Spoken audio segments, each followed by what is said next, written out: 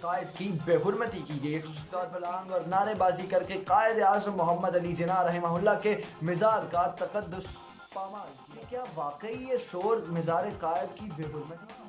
एक तारीखी मस्जिद के मेहराब जिसे मिंबर रसूल भी कहा जाता है, रसूलुल्लाह सल्लल्लाहु अलैहि वसल्लम की मसनद कहा जाता है, जहाँ पर इमाम बराजमान होता है, उस इमाम की वजह से हमारी नमाजें अल्लाह रब्बुल इज़्ज़त की बारगाह में कबूल होना होती हैं। उस इमाम की जगह पर एक रक्कासा और गवैये की जानिब से रक्स करके संगीन अंदाज में मस्जिद और काबिल एहतराम जो हमारे मज़हब जिनकी वजह से हमने मरने के बाद जवाबदेह होना है, उन एक काबिल एहतराम मकाम के तकद्दुस को संगीन अंदाज में पामाल किया गया। तो क्या ये शोर वाकई इसी तरह बरपा था? मीडिया एंकर्स इसी तरह बोल रहे थे कि जी मस्जिद का तकद्दुस पामाल किया गया। क्या पीटीआई के रहनुमाओं कारकुनान इसी तरह बोल रहे थे कि मस्जिद का तकद्दुस पामाल किया गया, उनके खिलाफ FIR दर्ज करवाई थे? क्या ये शोर इस तरह बरपा था? तो मैंने कहा नहीं। तो कहते उस वक्त कौन था?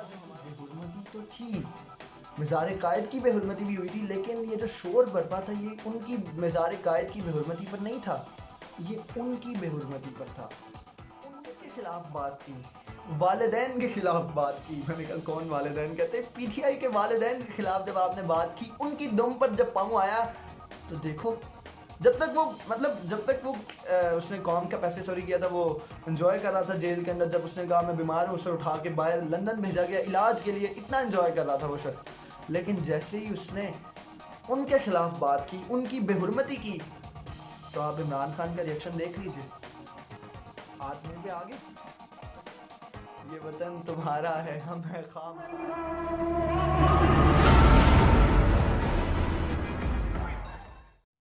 बिस्मिल्लाहिर्रहमानिर्रहीम। मेरा नाम इब्न इस्माइल शामी है। सहाफ़ती और सियासी हलकों में एक शोर सा बरपा है कि मिज़ार कायद की बेहुरमती की गई। ख़ुसूसी तौर पर PTI के रहनुमाओं, कारकुनान और मीडिया चैनल और कुछ एंकर्स की जानिब से तो ये राग शिद्दत से अलापा जा रहा है कि किस तरह मिज़ार कायद पर जंगले फुलांग और नारेबाजी करके कायद आज़म मोहम्मद अली जिन्ना रहमहुल्लाह के मिज़ार का तकद्दुस पामाल किया गया है। तो इसके बाद जो वाक़या रूनमा हुआ गिरफ्तारी वगैरह का, उसके ऊपर भी गुफ्तगू करते हैं। लेकिन इससे पहले मैं आपको एक वाक़या सुनाता हूँ कि इसी ज़िमन में ये जो मिज़ार कायद की बेहुरमती का वाक़या था, इसके ऊपर मैंने गुफ्तगू की अपने एक दोस्त से। बुज़ुर्ग हैं, अक्सर मैं उनके साथ सियासी मामलों पर डिस्कशन करता हूँ। तो मैंने उन्हें बताया, पूछा, उनसे दरियाफ़्त किया कि क्या वाकई ये शोर मिज़ार कायद की बेहुरमती की बिना पर बरपा है? तो वो कहने लगे, या शामी मैं तुझे एक बात समझाता हूँ जिससे तुझे सारा मामला क्लियर हो जाएगा। मैंने कहा फरमाइए।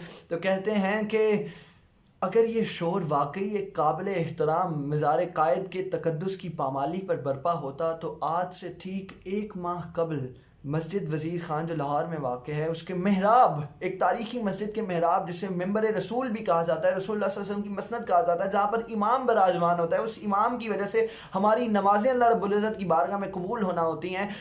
उस इमाम की जगह पर एक रक्कासा और गवैये की जानिब से रक्स करके संगीन अंदाज में मस्जिद और काबिल एहतराम जो हमारे मज़हब जिनकी वजह से हमने मरने के बाद जवाबदेह होना है, उन एक काबिल एहतराम मकाम के तकद्दुस को संगीन अंदाज में पामाल किया गया। तो क्या ये शोर वाकई इसी तरह बरपा था? मीडिया एंकर्स इसी तरह बोल रहे थे कि जी मस्जिद का तकद्दुस पामाल किया गया। क्या PTI के रहनुमाओं, कारकुनान इसी तरह बोल रहे थे कि मस्जिद का तकद्दुस पामाल किया गया, उनके खिलाफ FIR दर्ज करवाई थे? क्या ये शोर इस तरह बरपा था? तो मैंने कहा नहीं। तो कहते उस वक्त कौन था जो हमारे ईमान के तहफ़्फ़ुज़ के लिए बाहर निकला और उन्होंने FIR दर्ज करवाई और उनके खिलाफ संगीन किस्म का एक्शन हुआ बाद में कि मस्जिद के अंदर किसी भी किस्म की दोबारा वीडियोग्राफी नहीं होगी? तो मैंने कहा वो तो एक अल्लामा खादिम हुसैन रज़वी थे जो हमेशा मज़हब के या हमारे नामूस रिसालत के लिए या ख़त्म नबूवत के लिए निकलते हैं। 3 उनके बड़े धरने हैं, वो भी नामूस रिसालत और ख़त्म नबूवत के महाज पर ही हैं।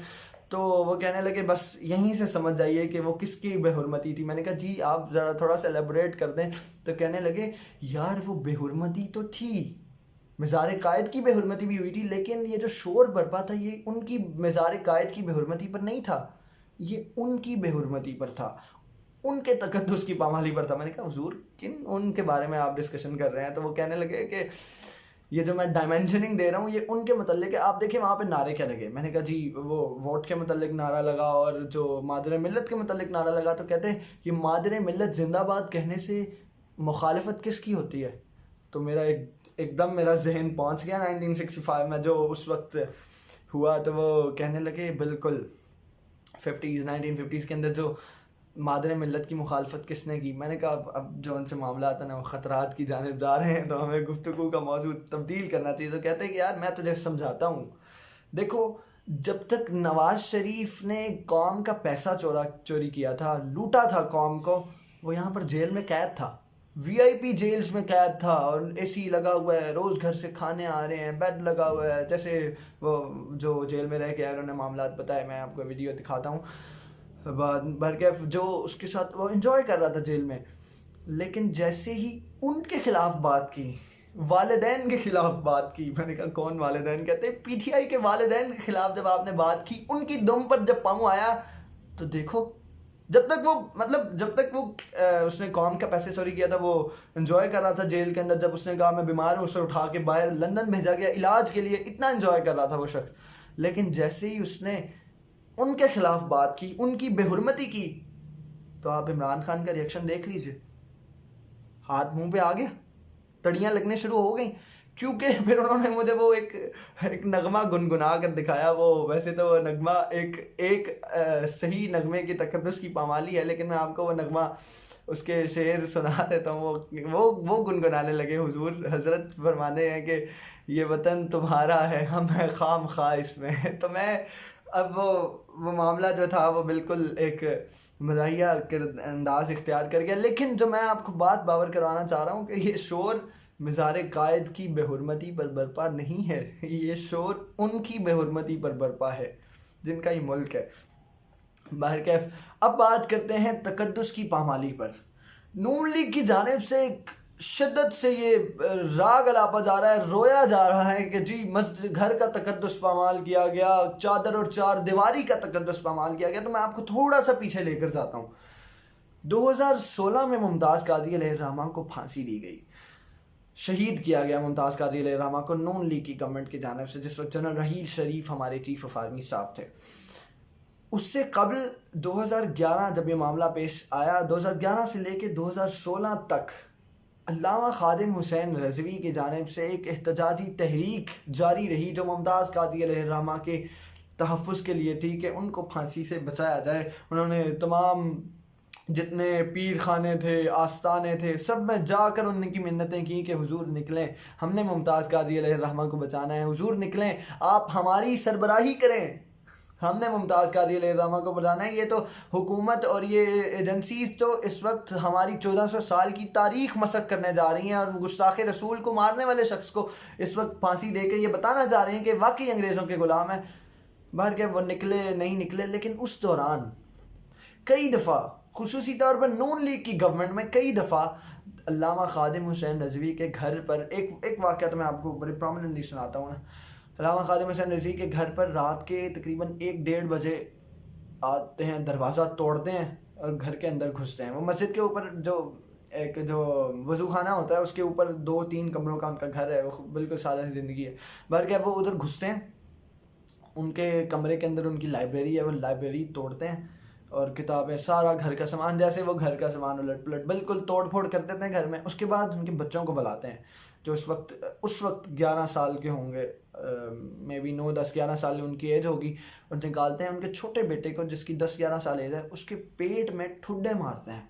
ठीक है, एक ठुड्डा उसके पेट में मारते हैं। साथ अल्लामा खादिम हुसैन रज़वी साहब को कहते हैं, हुन तो मुमताज़ कादरी की हिमायत करेंगा, हुन तो मुमताज़ कादरी की हिमायत से निकलेंगा। You bloody idiots.